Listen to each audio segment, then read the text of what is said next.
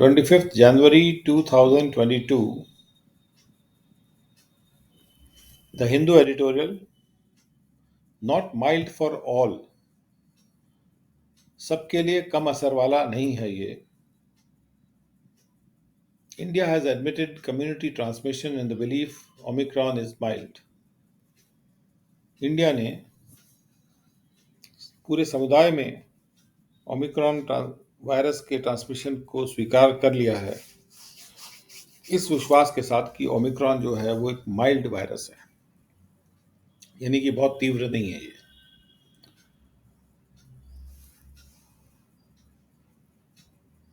Even at the peak of the second wave in India last year, when no contact tracing was done or was possible, not a word was said about the Delta variant being in community transmission, where the source of infection cannot be traced. Last year यानी पिछले साल में second wave जब आ रही थी उसके peak पर भी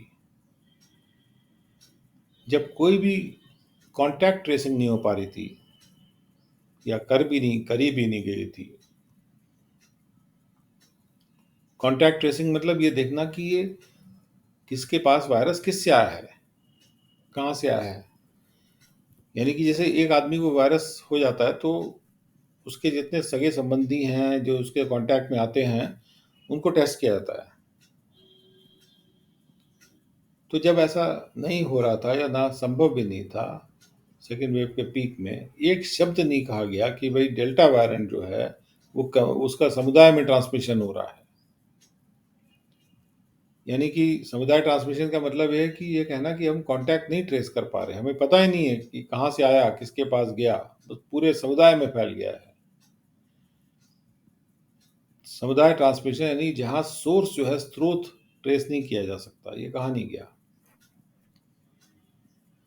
But with extremely transmissible Omicron becoming the dominant variant across major cities, INSACOG, the consortium meant to monitor the genomic variations in the SARS-CoV-2 virus, has for the first time officially mentioned that India has entered community transmission. Daily fresh cases have been over 0.3 million since January 19. लेकिन ये जो सबसे बहुत अत्यंत रूप से जो transmit होता है, फैलता है, जो एक से दूसरे में जाता है, ओमिक्रॉन, जो कि डोमिनेंट वेरिएंट बन गया है मेजर बड़ी बड़ी सिटीज़ के अक्रॉस. तो इंसाकॉग जो कि एक मिला जुला बॉडी है जिसका मतलब ये है कि वो जेनोमिक जो वेरिएशंस आते हैं यानी जीन में जो बदलाव आ रहे हैं सार्स कोव 2 वायरस के, उसको मॉनिटर करता है. तो इस कंसोर्शियम ने, इस मिली जुली बॉडी ने पहली बार ये आधिकारिक रूप से मेंशन किया है कि भारत जो है वो कम्युनिटी ट्रांसमिशन में एंटर कर चुका है. और रोज़मर्रा के जो फ्रेश केस हैं वो 0.3 मिलियन रहे हैं या उसके ऊपर रहे हैं जनवरी 19 से.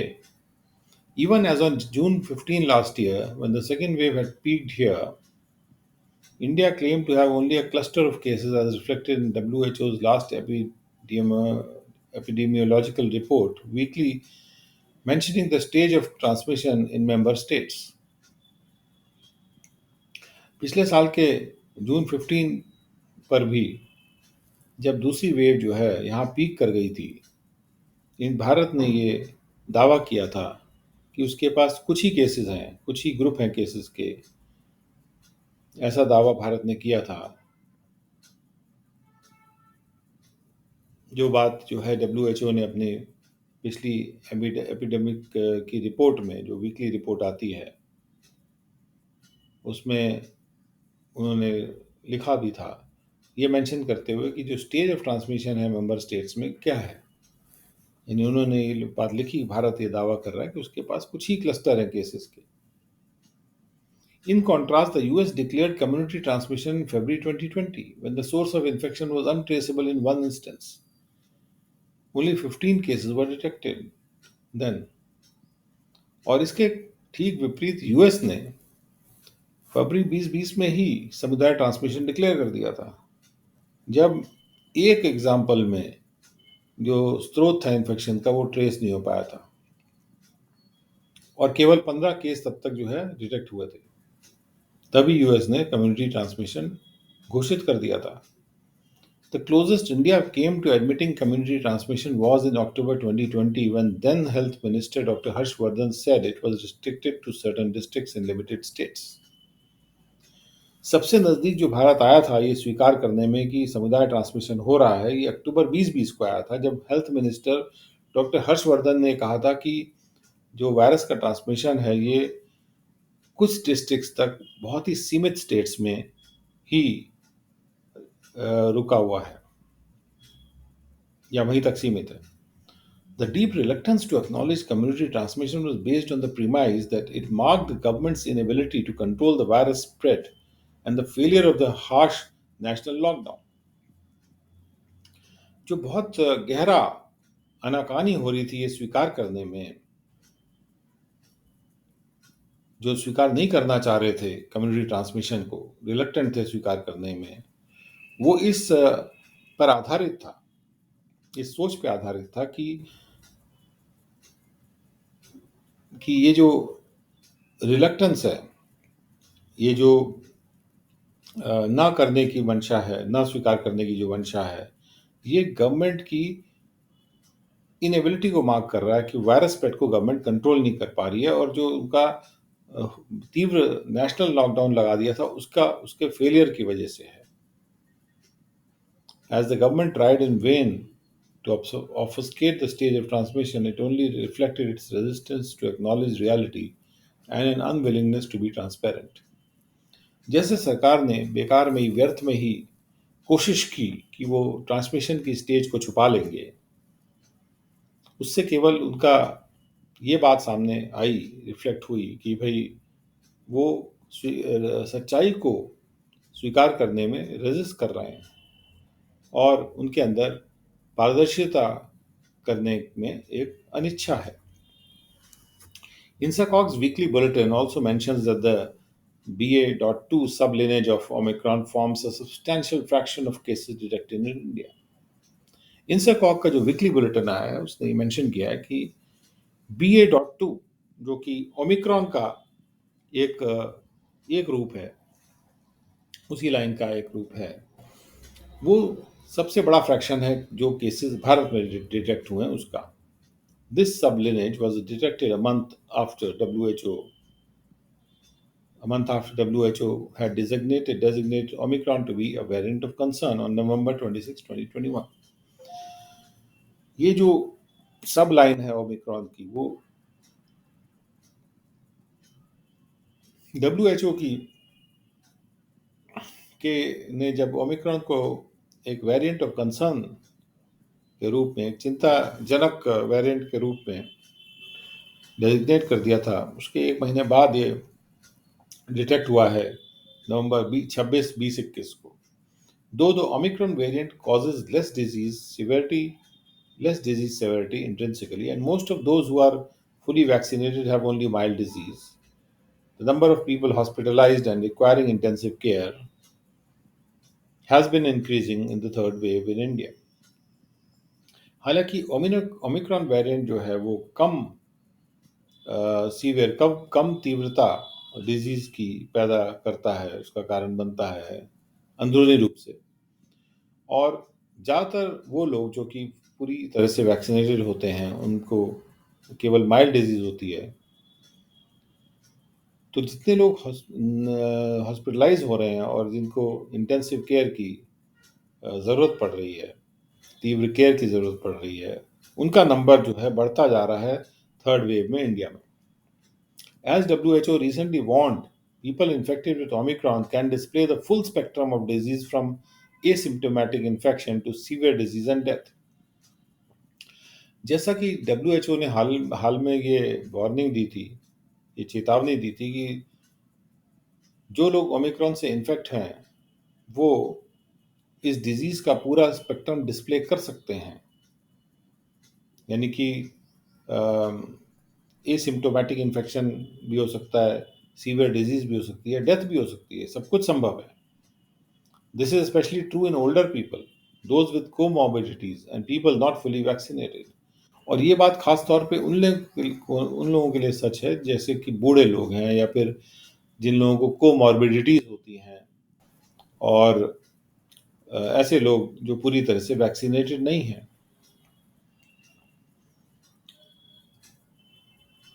Though over 67% of the adults have been fully vaccinated, nearly 8.2 million booster doses administered as on January 23rd, nearly 5.5% of the healthcare workers, 6.8% of the frontline workers, and 16.2% of those older than 60 years have not received their second dose. हालांकि 67% जो adult हैं उनको पूरी तरह से vaccinate कर दिया गया है, यानी कि उनको डबल वैक्सीनेशन मिल गया है. करीब करीब 8.2 मिलियन बूस्टर डोजेस भी एडमिनिस्टर कर दी गई हैं जनवरी 23rd तक. करीब करीब फिर भी करीब करीब 5.5% health care workers, 6.8% frontline workers और 16.2% जो 60 साल से ऊपर के लोग हैं उनको अभी भी अपना सेकेंड डोज नहीं मिला. तो ये क्योंकि रिस्क कैटेगरी में आते हैं health care worker, frontline worker और ओल्ड पीपल, उनमें भी अभी 100% सेकेंड डोज उनको नहीं मिला है. Fully vaccinating these vulnerable groups, ये जो ग्रुप्स हैं ये वल्नरेबल है यानी कमजोर है, जल्दी हो सकता है इनको कोरोना, क्योंकि हेल्थ केयर वर्कर्स रोज ही कोरोना का सामना करते हैं. इनको इन वल्नरेबल ग्रुप्स को पूरी तरह से वैक्सीनेट करना जो है इसको ऊंची प्राथमिकता दी जानी चाहिए, should be a high priority. Meanwhile, the need for strict adherence to COVID appropriate behavior cannot be overemphasized. और इसी बीच में जो स्ट्रिक्ट एडहेरेंस है, जो चिपकापन है कोविड अप्रोप्रिएट, कोविड के उपयुक्त बिहेवियर का, उसको बहुत ज़्यादा एम्फेसाइज नहीं किया जा सकता, यानी कि वो बहुत ही ज़रूरी है. आर्टिकल नंबर 2, इन कंजंक्शन, यानी जब दो चीज़ें साथ में मिलती होती हैं तो उसको कंजंक्शन में कहा जाता है. Individual obligation is meaningful only when rights are guaranteed by the state. किसी भी व्यक्ति की जो के कर्तव्य जो हैं वो मीनिंगफुल तभी हो सकते हैं जब स्टेट राइट्स को गारंटी करे.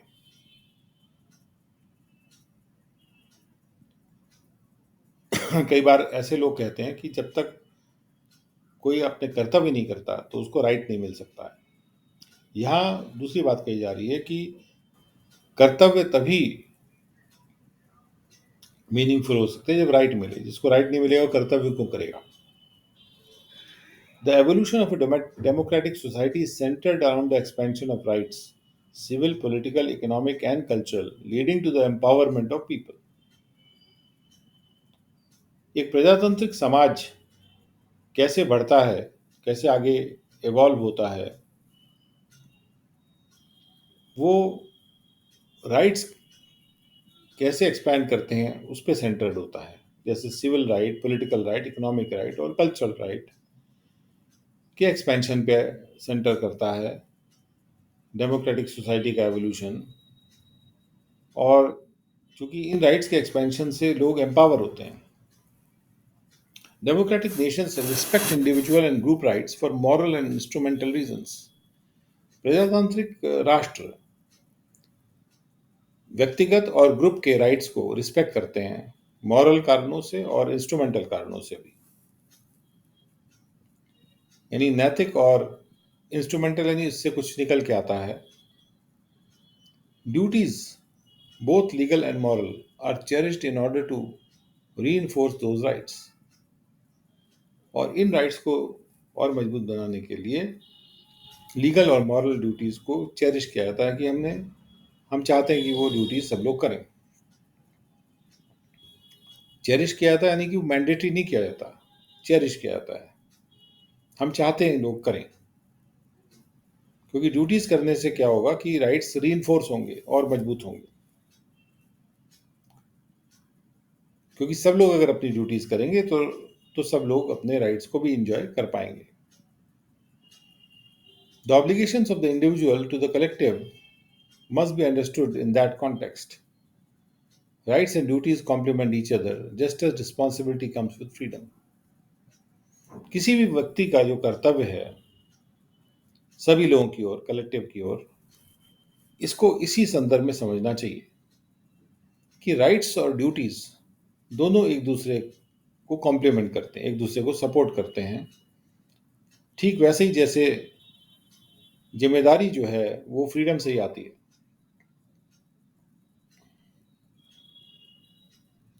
Prime Minister Narendra Modi sought to suggest a dichotomy between the rights and duties of citizens when he said last week that the country had wasted a lot of time fighting for rights and neglecting one's duties. Prime minister Narendra Modi ने ये कोशिश किया था कि वो इस दो तरफा कटान को सुझाएं राइट्स और ड्यूटीज के बीच में। उन्होंने सुझाव दिया था कि राइट्स और ड्यूटीज जो हैं उनके बीच में एक डाइकोटमी है, ये दोनों अलग हैं। जब उन्होंने पिछले हफ्ते कहा कि देश जो है उसने बहुत समय बर्बाद कर दिया है राइट्स की ओर, यानी अधिकारों के लिए लड़ने में, और अपनी ड्यूटीज को निग्लेक्ट करता रहा है। His speech was not the first time that he or other Hindutva protagonists have called for a foregrounding of duties over the rights. उनकी जो स्पीच है ये पहली बार नहीं हुआ है कि उन्होंने या दूसरे हिंदुत्व जो लीडर्स हैं उन्होंने ये मांग की है कि ड्यूटीज को राइट्स के मुकाबले में आगे रखा जाए, सामने रखा जाए। Service and sacrifices of nameless and faceless nation builders have formed the bedrock of the modern Indian Republic. But their sacrifices were indeed for rights, dignity, and autonomy. जो अनाम और बिना चेहरे वाले राष्ट्र बनाने वाले लोगों ने सर्विस दी थी और जो सैक्रिफाइस किए हैं, इन सर्विसेज और इन सैक्रिफाइसेस ने हमारे आधुनिक इंडियन रिपब्लिक के बेडरॉक को बनाया है, यानी जो जमीनी पत्थर है जिसपे हमारा मॉडर्न इंडियन रिपब्लिक की नींव रखी गई है। लेकिन उनके जो सैक्रिफाइसेस थे, उनके जो त्याग थे, वो वाकई में जो त्याग थे वो राइट्स के लिए थे, वो इज्जत के लिए थे और इंडिपेंडेंस के लिए, ऑटोनॉमी के लिए थे। Any notion of rights and duties being adversarial or hierarchical is sophistic. कोई भी ये सोच विचार करना कि राइट्स और ड्यूटीज दोनों एक दूसरे से विपरीत चलते हैं या एक चीज दूसरे से ज्यादा ऊपर है, नीचे है, यानी इनको एक चीज को ऊपर रखा जाए, दूसरे चीज को आगे नीचे रखा जाए, आगे रखा जाए, पीछे रखा जाए, इस तरह का आइडिया जो है वो फिलॉसफी के फील्ड में आता है। The Indian Constitution enshrines equality and freedom as fundamental rights, along with the right against exploitation, freedom of religion, cultural and educational rights, and the right to constitutional remedies. Bharat का संविधान गर्भगृह में स्थापित कर रहा है इन फंडामेंटल राइट्स को, जो कि इक्वालिटी का राइट है, फ्रीडम का राइट है, एक्सप्लॉयटेशन के खिलाफ राइट है, रिलीजन राइट है, कल्चरल और एजुकेशनल राइट्स हैं और कॉन्स्टिट्यूशनल इलाजों का राइट है। The deepening of Indian democracy has led to an express expansion of rights. Education, information, privacy, etc. are now legally guaranteed rights. जैसे जैसे प्रजातंत्र गहरा हुआ है वैसे वैसे राइट्स एक्सपैंड हुए हैं। एजुकेशन, इंफॉर्मेशन, प्राइवेसी एक्सेट्रा अब लीगली गारंटीड राइट्स हैं। State's fidelity to these rights is tenuous at best. जो राज्य है इन राइट्स के प्रति, जो राज्य का फिडेलिटी यानी डिवोशन है, जितना राज्य इन राइट्स को ट्रस्ट करता है वो टेनुअस है एट बेस्ट। यानी सबसे अच्छा देखा जाए तो ये जो राज्य की फिडेलिटी होती है इन राइट्स के प्रति वो इतनी मजबूत नहीं है, वो हल्की फुल्की है। Citizens are generally duty bound to protect the integrity and sovereignty of the country.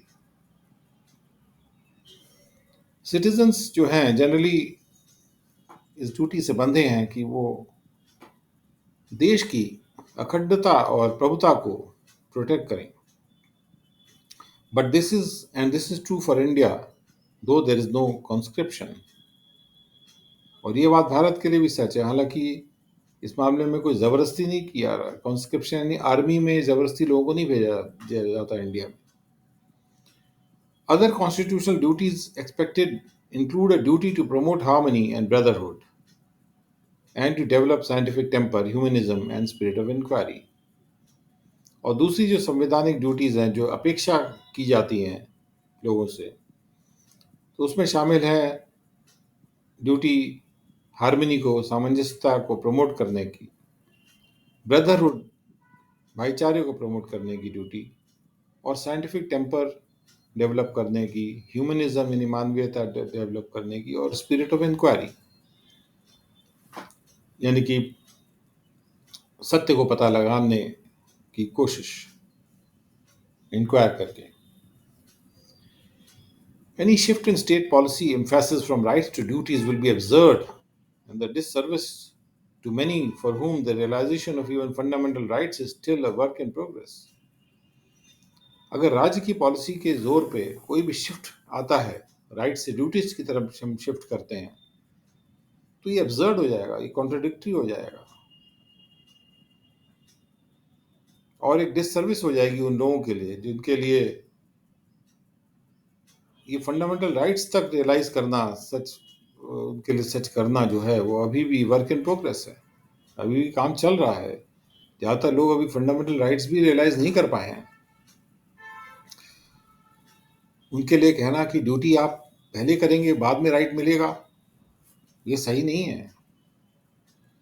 An enlightened citizenry is critical to progress and good governance. ऐसे नागरिक जो कि एनलाइटेंड हो, जिनको नॉलेज हो, यानी जिनको एनलाइटेंड वही होगा जिसको फंडामेंटल राइट्स प्राप्त होंगे, वो बहुत महत्वपूर्ण है विकास के लिए और अच्छी गवर्नेंस के लिए. But duty is not something that the citizens owe to the state. लेकिन ड्यूटी कोई ऐसी चीज नहीं है जो राज्य लोगों से, जो लोगों की ड्यूटी है स्टेट राज्य की तरफ लोगों की. The obligation of individual citizens to the collective pursuit of a nation can be meaningful when their rights are guaranteed by the state. Individual citizens का जो कर्तव्य है कलेक्टिव परस्यूट में, मिल के आगे बढ़ने में नेशन के लिए, वो तभी मीनिंगफुल हो सकता है जब राइट्स स्टेट गारंटी करे. यानी जब जब तक राइट्स स्टेट गारंटी नहीं करता तो आप कर्तव्यों की डिमांड नहीं कर सकते बिना राइट्स को गारंटी किए. राइट्स की जब तक मुझे गारंटी नहीं होगी किसी को, तो वो कर्तव्य क्यों करेगा. The citizen has a right to use a public road and a duty to obey traffic rules. Citizen के पास राइट है कि वो पब्लिक रोड को यूज कर सकता है और उसकी ड्यूटी है कि वो ट्रैफिक रूल्स को ओबे करे. The right and duty are meaningful only in conjunction.